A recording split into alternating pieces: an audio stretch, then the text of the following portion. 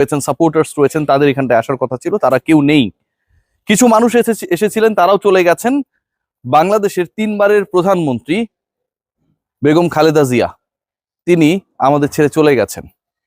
শোকের আবহ সিলেটে বিপিএল এর খেলা বন্ধ করা হয়েছে এবং সবচেয়ে বড় ব্যাপার, বাংলাদেশের কিংবদন্তি ক্রিকেটার অথবা ক্রিকেটাররা যাদেরকে নিয়ে অনেক ধরনের আলোচনা বিভিন্ন সময় হয়েছে পলিটিক্যাল কারণে, বেগম খালেদা জিয়া, বিএনপির সবচেয়ে বড় প্রতিপক্ষ রাজনৈতিক দল বাংলাদেশ আওয়ামী লীগ, কিংবা আজকে যাদের সাথে সম্পর্ক টানাপোড়েন, পুরো বাংলাদেশের মানুষ একটা জায়গায় একমত হয়েছে।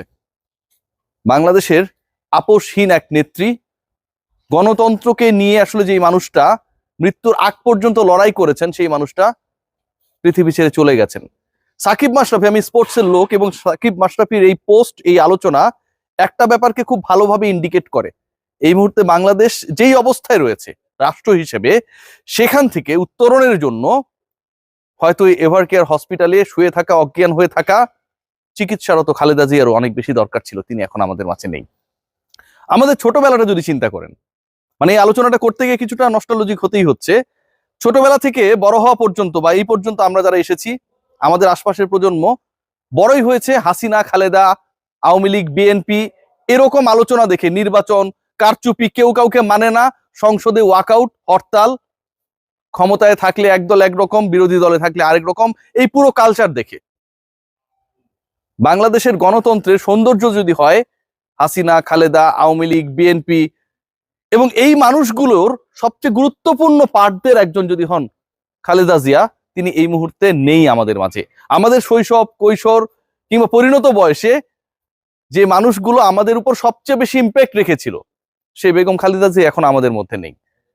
সবচেয়ে ইন্টারেস্টিং যেটা, যে বাংলাদেশ আওয়ামী লীগ যে দল নিয়ে অনেক ধরনের আলোচনা সমালোচনা রয়েছে এবং সেটা খুবই যৌক্তিক, তারা তাদের অফিসিয়াল ফেসবুক পেজে যখন বলেন যে খালেদা জিয়ার চলে যাওয়া বাংলাদেশের গণতন্ত্রের জন্য অপূরণীয় ক্ষতি, যে সাকিব আল হাসানকে নিয়ে এত সমালোচনা করা হয়, সেই তিনি যখন ঘুম থেকে উঠে, যেহেতু তার সময় বাংলাদেশের সময় এক সময় না, স্ট্যাটাসটা দেন, মাশরাফি বিন মুর্তজারা যখন স্বীকার করে নেন যে বাংলাদেশের রাজনীতিতে, সমাজ ব্যবস্থায়, আমাদের জীবনে সব জায়গায় খালেদা জিয়ার ভূমিকাটা অন্যরকম, ঠিক তখন এটা নিয়ে আসলে আমার কাছে মনে হয় যে দল মত নির্বিশেষে, রাজনীতি নির্বিশেষে একমত না হওয়ার কোনো উপায় থাকে না। খেয়াল করে দেখবেন যে একজন মানুষ, তিনি জানতেন যে দেশে ফিরলে মামলা হবে, চিকিৎসার পরে আবার বাংলাদেশে ব্যাক করে এসেছেন। তিনি জানতেন যে তিনি জেলে ঢুকবেন। বাংলাদেশের মানুষকে হয়তো তিনি ভেবেছিলেন যে জেল মুক্ত করার জন্য তাকে জেলে যেতে হবে।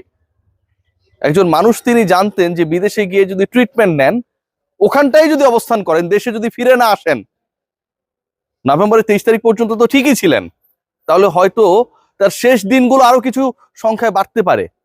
তারপরও বাংলাদেশে ফিরে এসেছেন এবং শেষ পর্যন্ত কতটা ভাগ্যবান হলে বাংলাদেশের মানুষ তার শক্তি এবং শেষ নিঃশ্বাসটা এই দেশেই ত্যাগ করতে চান, সেই স্বপ্নটাও তো পূরণ হয়ে যায়। মৃত্যুর মধ্য দিয়ে এমন স্বপ্নের সুন্দর সমাপ্তি কজনের হতে পারে? প্রতিপক্ষ যারা আজীবন তার বিরুদ্ধে পলিটিক্স করেছে, যারা তখন এটা মেনে নেয় যে তার চলে যাওয়াটা বাংলাদেশের গণতন্ত্রের জন্য অপূরণীয় ক্ষতি, এরকম সৌভাগ্য কজনের হতে পারে?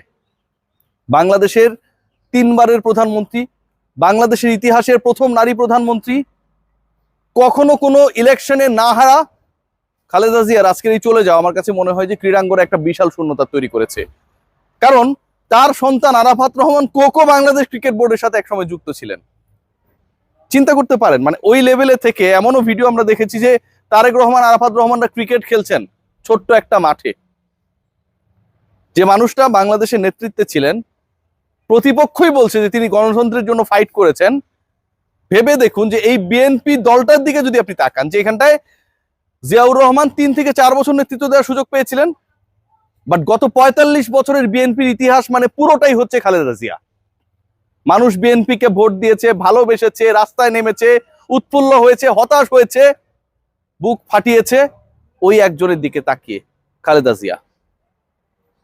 আজকের এই দিনটা আমার কাছে মনে হয় যে স্পোর্টস অঙ্গনে অন্তত সাকিব এবং মাশরাফির স্ট্যাটাস দুটা অনেক বেশি তাৎপর্য এবং গুরুত্ব বহন করে। যখন জুলাই আন্দোলন চলছিল, যখন মানুষ মরছিল, ঠিক তখন তাদের নীরবতা, নিস্তব্ধতা অনেক বেশি সবাইকে কষ্ট দিয়েছিল।